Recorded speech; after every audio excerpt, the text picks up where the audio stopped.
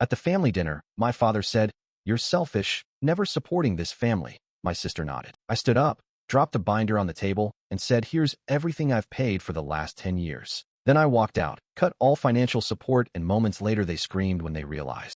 I shut the door behind me with a soft click and leaned my head against it, letting the quiet swallow me. My apartment was still, the same way it always was. No music, no hum of conversation, no television playing in the background, just the soft ticking of the wall clock and the muted hum of the city below. It was my sanctuary, my cave, my carefully constructed world of calm. My name is Alex. I'm 39 years old. I live alone in a high-rise in downtown Chicago. I'm an architect, not the flashy kind. I don't do celebrity homes or HGTV tours. I design clean, simple spaces for people who want to breathe. I had just come back from dinner at my parents' place. Well, dinner might not be the right word. More like an ambush disguised as a roast chicken and a bottle of overpriced Merlot. It started out normal enough. My father, Gerald, sat at the head of the table like always, posture perfect, voice clipped and precise. He used to be a judge, and he still wore that air of judgment like a second skin. My sister Jenna was already live-streaming her plate before I even took off my coat, probably a TikTok segment on family vibes and wellness meals. Everything was fine until it wasn't. Gerald was slicing his steak, pink as always, when he looked up and said, "You know, Alex, at some point you're going to have to stop pretending you're above all of us." I blinked. "Sorry, you heard me," he said, setting down his knife. "You don't show up unless it's convenient. You don't contribute to family vacations, family projects. You live in this." He gestured vaguely toward nothing bubble. I didn't respond. I had long since learned that responding only gave him momentum. Jenna chimed in, eyes still on her phone. "He's right. You act like you're better than us just because you don't have kids or chaos. But you never help with anything. You're always just there, watching." My jaw clenched. I should have left. I should have stood up and walked out. But instead, I reached into my bag, pulled out the thick black folder, and laid it on the table. "What's this?" Jenna asked. "Open it," I said quietly. She flipped it open and frowned, then blinked. Then her face drained of color. Mortgage statements, tuition payments, car notes, medical invoices, signed checks, my name on all of them. Gerald snatched it from her hands. I watched his face as he flipped through a decade of secrets. A decade of quiet deposits, of lifelines thrown in the dark. 10 years of me propping up their version of success. "I've been paying for all of it," I said. "The house, Jenna's rent, Mom's hospital bills,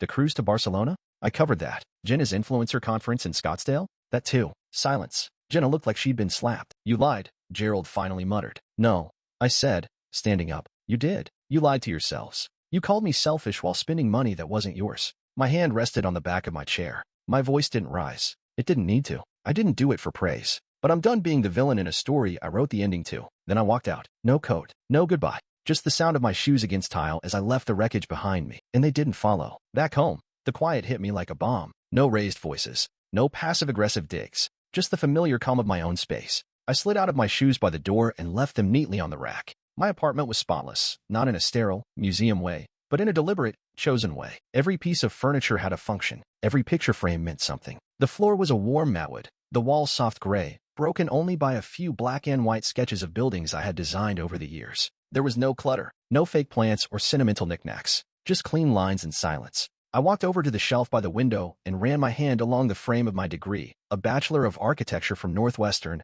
magna cum laude. That frame had moved with me to 5 different apartments before I bought this place. It reminded me I'd built something, on my own, without shortcuts, without handouts. Across from it sat another frame, a photo of me and my mom from when I was around 16. Her smile was real back then, softer. That was before everything fell apart. I sat on the couch and stared out the window. 29 floors up, I could see all the way to the lake. Lights twinkled like fake stars across the skyline. From up here, the city looked small, manageable, the way I wished my life felt. After a moment, I leaned forward and pulled the black folder out of my bag. I set it on the coffee table, the one I dropped like a bomb at dinner. 10 years of secrets sat inside that binder. 10 years of checks, receipts, transaction summaries. Proof that I'd been more than the ghost they pretended I was. And the truth was, it hadn't started out as proof. At first, I just needed to stay organized, to track the outflow, the favors, the IOUs that never came back. But as the years went on, as the guilt trips piled up, I realized I needed something else, evidence. Not for them, for me. I started the payments after the financial crash, when Dad lost his position. It was never publicized, but I knew the scandal. I read the articles. I heard the whispers. My mother's health declined not long after. And Jenna, well, she pivoted from a psych major to a personal brand practically overnight. She posted photos of clean countertops and motivational quotes while calling me boring in group chats. They all pretended like everything was fine, that the lifestyle never changed, that we were still the kind of family who summered in Michigan and bought cars in cash. But behind every photo was a wire transfer from me, every vacation me, every hospital visit, every student loan deferment, every Instagram-worthy apartment Jenna rented me. And not once did they acknowledge it. Not publicly, not even privately. I remember once, Jenna posted a video about grinding to make it on your own from a patio I paid for. My name was never mentioned. The hypocrisy didn't sting at first. I figured they were ashamed, maybe trying to protect their image. But over time, it morphed. They didn't just ignore the truth. They started believing their own lies, that they were the ones holding everything together, that I was just the aloof brother who didn't care. And that's what cut the deepest. I gave until I had nothing left emotionally. And still, I was the disappointment. I looked back at the binder. They wanted a villain? Fine. Now they had one. 10 years ago, I walked out of a courtroom with my father's name trailing me like a bad odor. The news didn't make national headlines, but it was big enough in Chicago's legal world. Gerald Langston, a respected circuit judge, retired early after a private misconduct settlement. That's how they phrased it. The reality was murkier, something involving sealed transcripts, whispered rumors, and a young clerk who left town overnight. He denied everything, of course. He always did. My mother spiraled almost immediately, not outwardly. She still hosted book club once a month and brought out her fine china like nothing had changed. But I saw it. Her hands started trembling. She forgot appointments. Some days she didn't get out of bed. The diagnosis came months later. Early onset Parkinson's, compounded by depression. And just like that, the family's spine collapsed. Gerald didn't believe in therapy or humility. He said he would fix it. He never did. Instead, the bills piled up. The house needed maintenance. The medical costs multiplied, and their savings, well, they evaporated somewhere between the settlement and denial. That was when I stepped in, quietly. At first, it was small. I sent a few thousand for mom's prescriptions. Then I started covering their mortgage when the payments fell behind. I told myself it was temporary, a bridge. But bridges aren't supposed to last 10 years. Then came Jenna. She had just graduated from college, changed majors twice, and emerged with a degree she didn't know what to do with. She moved back home for a few months, and then decided that building a social media brand was her calling. I didn't judge, not at first. I even helped her set up her LLC. I figured she needed time to find her footing, but time turned into tantrums. The first time she asked me for money, it was because she needed a new camera. It's an investment, she said. You'll be helping me build something real. Then came the ring light, the editing software, the luxury apartment in Lincoln Park because image matters. Her expenses stacked up like a shopping list, and I found myself footing the bill for all of it. She framed it as support. You're the only one who believes in me, she'd say, voice soft, eyes wet. But every dollar I sent only made her more entitled. Over time, the thank yous vanished. The asks got bolder. She started texting with deadlines. I need it by Friday, as if I were her payroll department. I told myself it was family, that eventually they'd see. That one day, they'd realize how much I had given and show me love for it. But that day never came. If anything, the more I gave, the less I mattered. My father once told me I was just decent enough to scrape by. This was after I paid off their second mortgage to avoid foreclosure. Jenna once joked that I was the rich uncle without the fun. This after I co-signed her second lease when her credit got flagged. I'd show up at family dinners exhausted, still in work clothes from a site visit, and they'd pick at my clothes, my haircut, my silence. Gerald would scoff about how real men didn't hide behind spreadsheets. Jenna would roll her eyes if I didn't want to be in one of her family aesthetic Instagram reels. They needed me, desperately, but resented that they did. I became their invisible safety net, the scaffolding they climbed without ever looking down. And still, I clung to the hope that maybe, if I just held out long enough, gave enough, proved enough, they'd finally say it. We see you, Alex. But they never did. They never would. Jenna's life was a carousel of sponsored posts and curated illusions, all of it financed by me. She'd moved into a 2-bedroom high-rise apartment with floor-to-ceiling windows and a concierge who knew her dog's name. She didn't work in the traditional sense. Her brand paid in exposure, sometimes in clothes, occasionally in hotel stays. The rest? The real costs, rent, insurance, credit card payments, even her monthly therapy sessions? That was all me. And the worst part? She never thanked me. Not really. She liked to act like she had it all handled. She'd post stories about grinding through the struggle and self-made hustle while sipping a $7 matcha latte that I bought. Once, she posted a reel about financial independence while wearing a leather jacket I recognized because I paid for it the day before. She tagged a brand, added a little heart emoji, and called it a gift to herself. She never mentioned me, not once. But what grated the most wasn't the erasure. It was the contempt, the way her tone changed whenever she talked about my life. You still live in that same place? She asked once, looking around my apartment like it was a storage unit. It's clean, I replied. And mine? She snorted. Yeah, but don't you ever want something more? Like color? Or personality? Or people? I looked at her blankly. You mean debt? She rolled her eyes. God, Alex, you make everything so dry. No wonder you're single. I didn't respond. I'd learned by then that anything I said would be twisted. Jenna hated how much she needed me. I could see it in the way her voice sharpened when she asked for help. She'd pace around my apartment like she didn't want to be there, touching nothing, sitting like she was allergic to the couch. But then she'd casually drop a line like, do you mind checking my credit card statement? Something weird showed up. Also, I might need help with the balance this month. It was always like that. A layered ask buried beneath disdain. And I realized something after years of it. Jenna didn't resent me because I had more money. She resented me because, deep down, she knew I had something she didn't: control, autonomy, the ability to say no. And she couldn't stand it, because her entire persona depended on appearing put together, successful, unbothered. But behind the ring lights and color-corrected videos, she was drowning. And I was the one keeping her above water, quietly, consistently, without asking for anything back. She needed me to survive, but hated that truth. So she mocked me, minimized me, made me out to be boring, emotionless, robotic, a man with no real life, just a calculator and a checking account. What she didn't understand, or maybe didn't want to, was that my silence wasn't weakness. It was choice. I didn't want applause. I didn't need credit. I just wanted peace. But peace wasn't possible in a family where your worth was measured by how much you gave and how little you asked for in return. And Jenna? She would never give me peace. Only more need, more lies, more resentment. It started with a shoebox. About 7 years ago, after wiring Jenna $2,000 for a dental emergency that turned out to be cosmetic veneers, I found myself staring at the bank statement, jaw tight, fist clenched. I had no one to talk to about it. Not friends. Not a therapist. Definitely not my family. So I stuffed the receipt into a shoebox and shoved it under my bed. I told myself it was just for reference, in case I needed to remember what I'd spent. That shoebox eventually became a file folder, then a binder, then another. By the time I moved into my apartment downtown,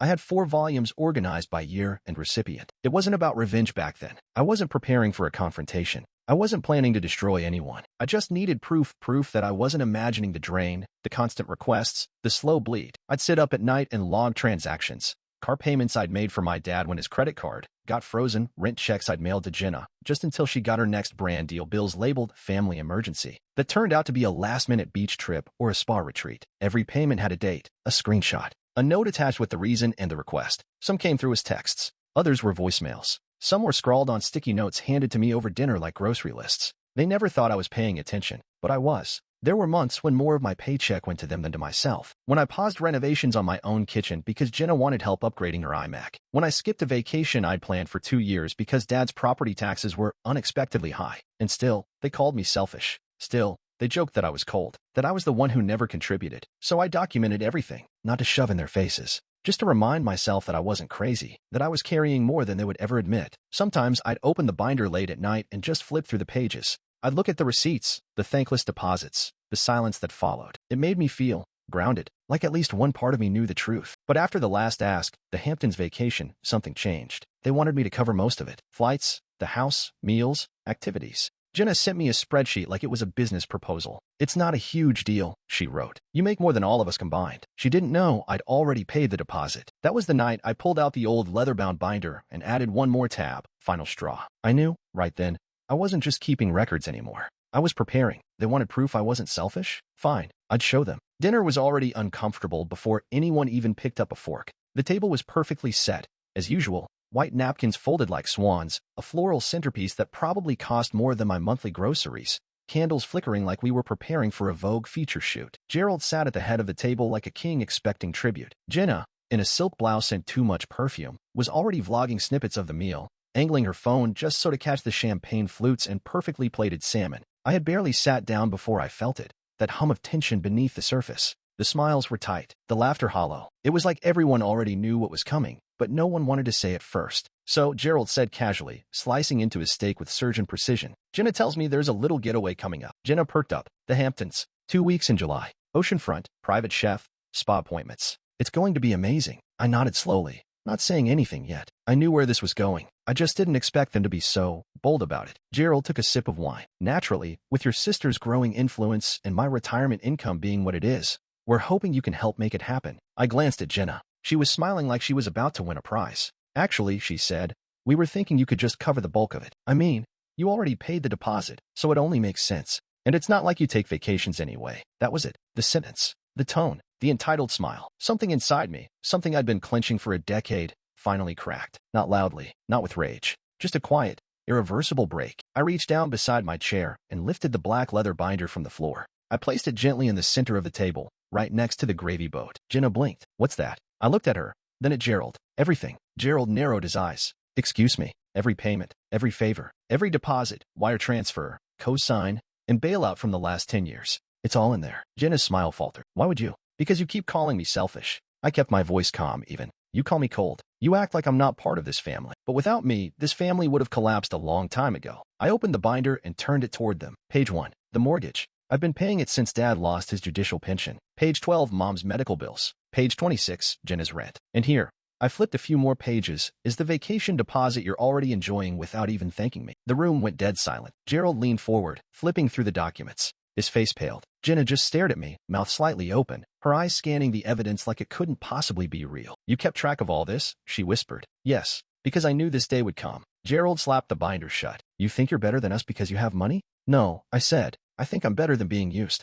Jenna's voice cracked. Alex, we're family. No, I said, standing. You're people who take, and I'm done giving. I looked at both of them, one last time. You wanted proof I'm not selfish? There it is. Now ask yourselves who really is. And with that, I walked out. No coat, no goodbyes, just silence, finally mine. They were still yelling as I walked down the driveway. I didn't turn around, not when Gerald's voice boomed through the open door, not when Jenna shouted my name, her voice shrill with panic. I didn't break stride, didn't flinch. I just kept walking binderless, weightless, until the noise faded behind me. Outside, the night air hit my skin like a slap and a bomb at once. Cool, real, unscripted. I hadn't realized how tightly I'd been holding my breath until that moment. I stood still at the curb, letting my lungs fill. That was the first time in years I'd breathed without guilt. I slid into my car, hands steady on the wheel. I expected to feel regret, maybe sadness. But what settled over me wasn't grief, it was clarity. A dull, calm finality. Inside that house, I'd been a resource, a wallet with a pulse. Now, I was done. I didn't get far before my phone buzzed. First Jenna,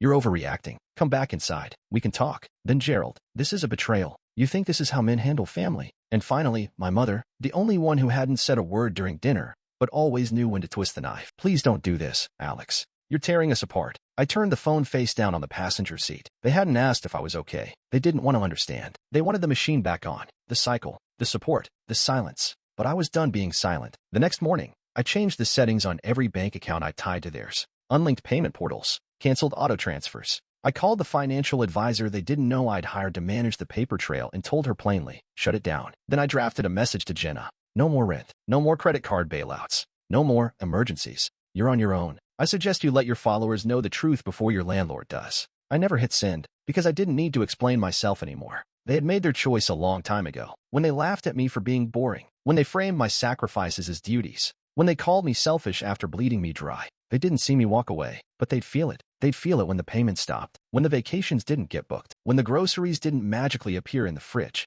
when Jenna's rent defaulted and Gerald's car note bounced, and their facade of success started to crack. That night, I stood by my window, 29 floors up, looking out at the city I built my life in, my real life. The lights blinked on in office towers. Cars zipped along the freeway. It all moved on and different. And for the first time in a decade, so did I. It didn't take long for the fallout to begin. Barely a week after the dinner, Jenna's perfect world started to fray at the edges. Quietly, at first. A late fee here. A declined card there. Then it escalated fast. The apartment in Lincoln Park issued a notice. 3 months unpaid rent. The influencer loft with skyline views and exposed brick was no longer content ready. Within days, she was posting from her car, claiming she was trying something raw and vulnerable, while begging for Venmo tips in her bio. Her followers noticed. The aesthetic changed. The filters dimmed. The brand deals dried up. And then came the whisper networks, the group chats, the comment sections, the shared screenshots. People started asking why her business registration was flagged as inactive, why the address on her press kits didn't match, why someone claimed she owed them money for a collaboration that never got paid out. I watched it unfold from a distance, detached.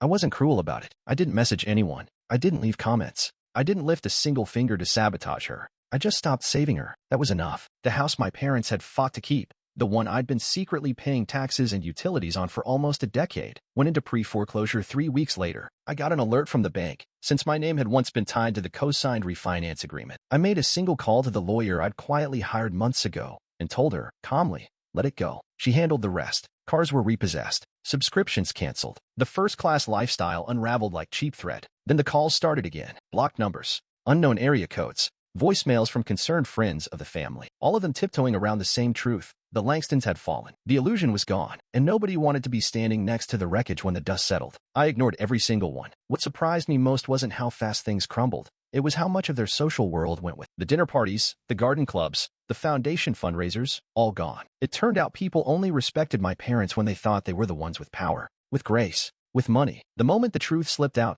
that I had been the one funding the facade, those same people stopped picking up the phone. I heard through a former neighbor that Gerald tried calling in favors with some old colleagues. But word gets around, and no one wanted to risk association with a disgraced ex-judge who had been financially dependent on his disappointment of a son. My lawyer sent a cease and desist to Jenna after she posted a TikTok blaming a jealous family member for her sudden misfortunes. The clip vanished within hours. A week later, she posted a story from her phone camera. No makeup, eyes red-rimmed, voice cracking. Sometimes, she said, the people you trust the most turn out to be the ones who were holding you back all along. I almost laughed. Then, a month after the dinner, I got a message from an old mutual acquaintance, someone Jenna had once bragged about knowing but barely treated like a real friend. Hey, just wanted you to know, Jenna's engagement is off. Her fiancé found out she lied about her income and about you. He's done. I stared at the message for a moment, then simply typed, thanks for letting me know. And that was it. The house, the car, the fake followers, the fake love, gone. I didn't feel revenge, just confirmation.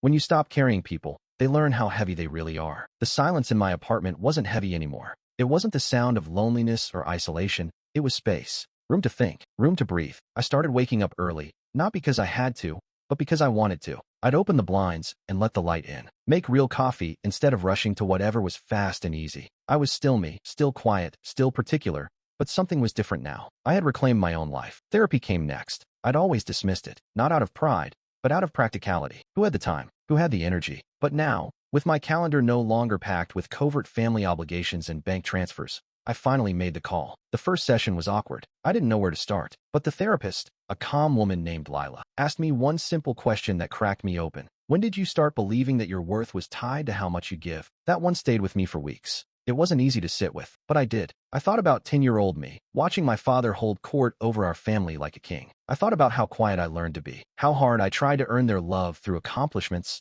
degrees, and bank balances. I thought about how they only clapped when I paid the bill. And I realized something awful. I never really had a family. Not in the way most people mean it. I had roles, expectations, scripts, but never safety. And yet, even knowing that, part of me still grieved. It wasn't just grief for them. It was grief for the version of me who kept waiting, hoping, wishing one holiday, one dinner, one phone call would change everything. I had to let that part of me go. That boy deserved rest. In the place of that grief came something unexpected, peace. I didn't fill the gap with noise. I didn't jump into distractions. I made space for real connections. I joined a local architecture discussion group, something I'd put off for years. It was casual, low pressure. We met at cafes and talked about sustainable materials and failed zoning laws. I liked the simplicity of it. No one there cared about my family name. No one asked me for money. That's where I met Mark. Not the flashy kind of person I usually avoided, but sharp, direct. We started talking after a debate about urban sprawl, and something just clicked. Later, I found out he used to follow Jenna's account years ago and had unfollowed her when it all started feeling fake. He saw through it. Even then,